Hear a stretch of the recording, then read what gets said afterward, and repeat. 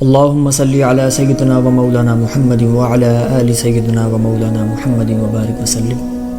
الصلاۃ والسلام علیک یا رسول اللہ صلی اللہ تعالی علیہ وآلہ وسلم۔ اللہ تعالیٰ کا فضل و احسان ہے کہ اس نے ہمیں ایک دفعہ پھر یہ رمضان کا مبارک مہینہ نصیب کیا، ہم اس کے بہت بہت شکر گزار ہیں۔ رمضان المبارک ایک بہت ہی عظیم اور برکت والا مہینہ ہے، جو صرف دن میں بھوکا رہنے کا نام نہیں بلکہ اپنے نفس کو سدھارنے، اللہ کی قربت حاصل کرنے اور اپنی زندگی کو قرآن اور سنتوں کے مطابق ڈھالنے کا بہترین موقع ہے۔ اگر کوئی شخص اس مہینے میں ایک نیکی کرے تو اسے ایک نیکی کا بدلہ 100 سے 700 گنا تک بڑھا کر دیا جاتا ہے اور جنت کے 7 دروازے کھول دیے جاتے ہیں۔ اور رمضان کے ایک روزے کا ثواب اتنا ہے کہ اگر کوئی شخص اپنی تمام زندگی بھی روزے سے رہے، تمام عمر روزے رکھے، تب بھی رمضان مبارک کے ایک فرض روزے کے برابر ثواب حاصل نہیں کر سکتا۔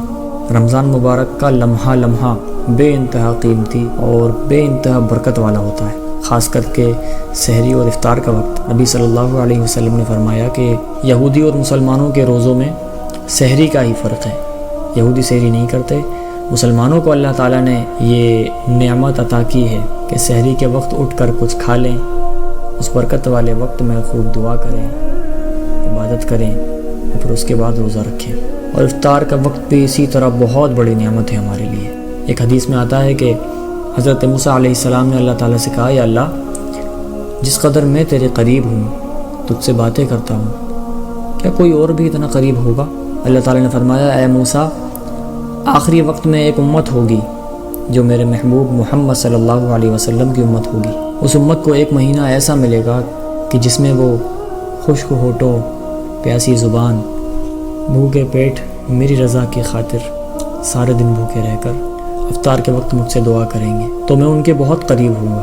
اے موسیٰ، تمہارے اور میرے درمیان 70 پردوں کا فاصلہ ہے، لیکن جب افطار کے وقت وہ مجھ سے دعا کریں گے تو ان کے اور میرے درمیان کوئی پردہ نہیں ہوگا۔ وہ مجھ سے جو بھی دعا کریں گے میں اسے قبول کروں گا۔ اللہ اکبر۔ ہم اللہ تعالیٰ کا جتنا زیادہ شکر ادا کریں اتنا کم ہے کہ اس نے ہمیں اپنے محبوب کی امت میں پیدا کیا ہے، محمد صلی اللہ علیہ وسلم کی امت میں پیدا کیا ہے۔ اب اس مہینے کو بدستور گزارنے کے لیے، اس کے لمحے لمحے کی قدر کرنے کے لیے ہم کچھ ترتیب بناتے ہیں۔ اپنے برے اعمال کو سدھارنے کے لیے ہم فقط 8 کاموں کی ایک لسٹ بناتے ہیں، اور اس لسٹ میں سب سے پہلا نمبر ہے والدین اور گھر والوں کے ساتھ اپنا سلوک۔ اسے ہمیں بہتر کرنا ہے، جس کا حکم ہمیں قرآن پاک میں اللہ تعالیٰ کی طرف سے سورہ روم میں آیت نمبر 38 میں ملتا ہے، فآت ذی القربى حقہ والمسکین وابن السبیل۔ تو بس تم رشتہ دار اور مسکین کو اپنا حق دو۔ رشتہ دار کا پہلا حق ہمارا اچھا اخلاق ہے، ہماری محبت ہے، ہماری شفقت ہے، اور رشتے میں اللہ تعالیٰ نے اس دنیا میں سب سے پہلا رشتہ جو بنایا ہے وہ والدین کا بنایا ہے۔ اللہ تعالیٰ قرآن میں فرما رہا ہے کہ اپنے والدین کو اف تک نہ کہو۔ ایک حدیث میں ملتا ہے کہ جبریل علیہ السلام نے فرمایا کہ لعنت ہو اس شخص پر جو کہ اپنے والدین میں سے کسی ایک کو یا دونوں کو بڑھاپے میں پائے اور ان کی خدمت کر کے خود پر جنت لازم نہ کر سکے۔ جبرائیل علیہ السلام کی اس بات پر حضور نے فرمایا آمین۔ اس لیے والدین کا بہت بڑا مقام ہے۔ یاد رکھیے، شراب، جوا، غیبت، سود، حتیٰ کہ زنا سے بھی بڑا گناہ ہے شرک۔ شرک وہ گناہ ہے جس کی معافی اللہ تعالیٰ کبھی نہیں دے گا، لیکن اس کے باوجود صحیح بخاری میں 5979 نمبر حدیث ملتی ہے، نبی پاک صلی اللہ علیہ وسلم سے ایک صحابیہ نے عرض کیا، یا رسول اللہ، میری والدہ مشرک ہیں، وہ میرے گھر آئی ہیں، کیا میں ان کے ساتھ صلہ رحمی کروں، ان کے ساتھ اچھا سلوک کروں؟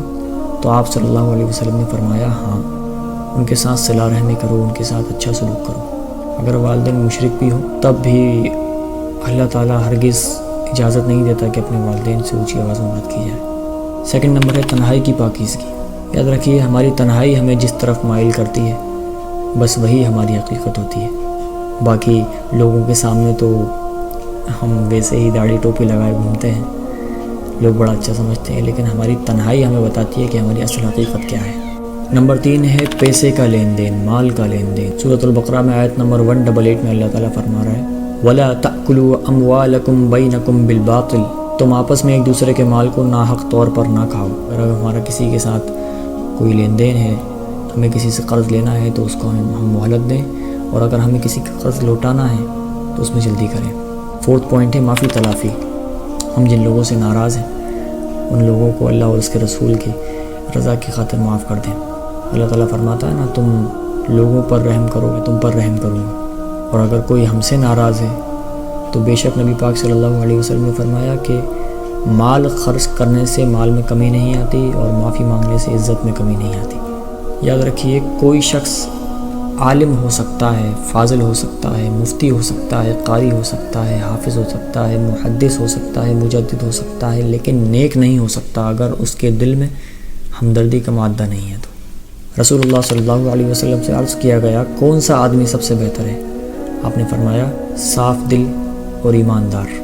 اس لیے اپنے دلوں کے میل کو صاف کریں، رمضان المبارک کے بابرکت مہینے میں اپنے دلوں کی برائی کو دور کریں اور اسے اللہ اور اس کے رسول کی محبت سے پرنور کریں۔ نمبر 5 ہے نماز کی فکر۔ ہر حال میں 5 وقت کی نماز ادا کریں۔ اللہ تعالیٰ سورۃ الروم میں آیت نمبر 31 میں فرماتا ہے کہ وَأَقِیمُوا الصَّلَاةَ وَلَا تَکُونُوا مِنَ الْمُشْرِکِینَ، اور نماز قائم کرو، مشرکین میں سے نہ بنو۔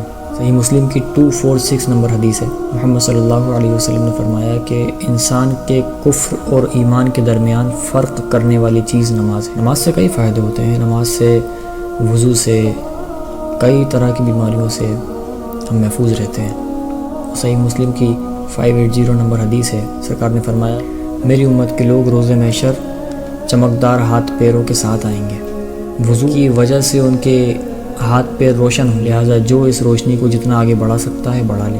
جامع ترمذی میں 303 نمبر حدیث ہے، سرکار نے فرمایا کہ اپنی نماز ٹھہر ٹھہر کر پڑھو، اطمینان سے پڑھو، اچھے سے پڑھو، جلد بازی میں نہ پڑھو۔ اس لیے جو شخص نماز نہیں پڑھتا وہ صرف آدھار کارڈ میں مسلمان ہے، اللہ اور اس کے رسول کی نظر میں وہ مسلمان نہیں ہے، اور جو مسلمان نہیں ہوتا تو پھر وہ کافر ہوتا ہے، اور جو کافر ہوتا ہے اس کے لیے ہمیشہ ہمیشہ کی جہنم اللہ تعالیٰ نے لکھ دی۔ اللہ تعالیٰ ہم سب کو نماز کی توفیق عطا فرمائے۔ 6واں پوائنٹ ہے زبان پہ قابو۔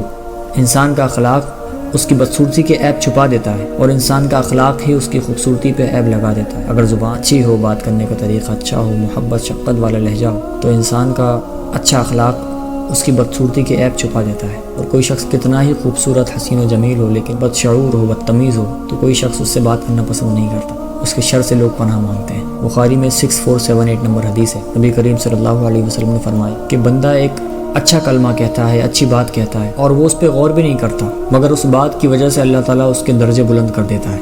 اور ایک دوسرا شخص ایک بری بات کہتا ہے اور جو کہ وہ غور بھی نہیں کرتا، اور جو الفاظ اللہ کی ناراضگی کا سبب بن جاتے ہیں اور جس کی وجہ سے وہ ہمیشہ ہمیشہ کے لیے جہنم میں چلا جاتا ہے۔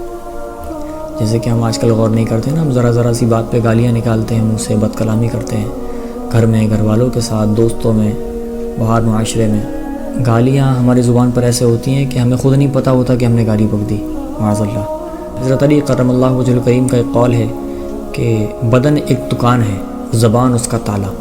جب تالا کھلتا ہے تو معلوم ہوتا ہے کہ دکان سونے کی ہے یا لوہے کی، اس لیے اپنی زبان کو قابو میں رکھیں۔ جامع ترمذی میں 2408 نمبر حدیث ہے، اللہ کے محبوب صلی اللہ علیہ وسلم نے فرمایا کہ جو شخص مجھے اپنی داڑھوں کے درمیان اور اپنی ٹانگوں کے درمیان کی ضمانت دے دے، میں محمد اسے جنت کی ضمانت دیتا ہوں۔ ہر صبح تمام جسم کے اعضاء زبان سے ہاتھ جوڑ کر کہتے ہیں کہ تو سلامت رہنا، تو قابو میں رہنا۔ اگر تو قابو میں رہے گی تو ہم سلامت رہیں گے، اگر تو بگڑ جائے گی تو آفت ہم پر ٹوٹ پڑے گی۔ اس لیے اپنی زبان کو قابو میں رکھیں، ہمیشہ اچھا بولیں، سچ بولیں، میٹھا بولیں، بااخلاق بات کریں، بدستور بات کریں۔ زیادہ بولنے والے کا دل مردہ ہو جاتا ہے، اس لیے زیادہ بات نہ کریں، کم بولیں لیکن اچھا اور میٹھا بولیں۔ 7واں پوائنٹ ہے غصے پہ قابو۔ روزے کی حالت میں بھوک کی وجہ سے بعض لوگ بہت اریٹیٹ ہوتے ہیں اور بڑی جھنجھلاہٹ اور غصے میں مبتلا رہتے ہیں بات بات پہ، اور یہ ظاہر کرتے ہیں کہ میں روزے سے ہوں۔ حتیٰ کہ غصہ کرنے کا سب سے پہلا نقصان یہ ہوتا ہے کہ انسان کے اندر سے فیصلے لینے کی صلاحیت چلی جاتی ہے۔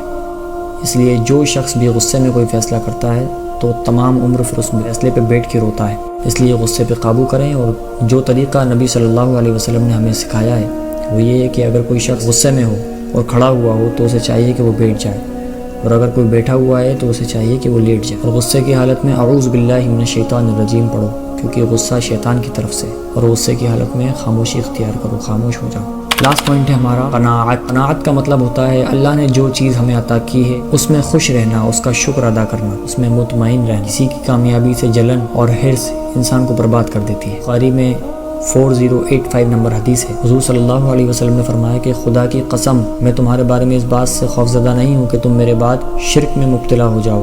شرک کرنے لگو گے، مجھے اس بات کا خوف ہے کہ تم دنیا کے لیے حرص کرنے لگو گے، دنیا کے پیچھے بھاگنے لگو گے، دنیا کو سب کچھ سمجھنے لگو گے۔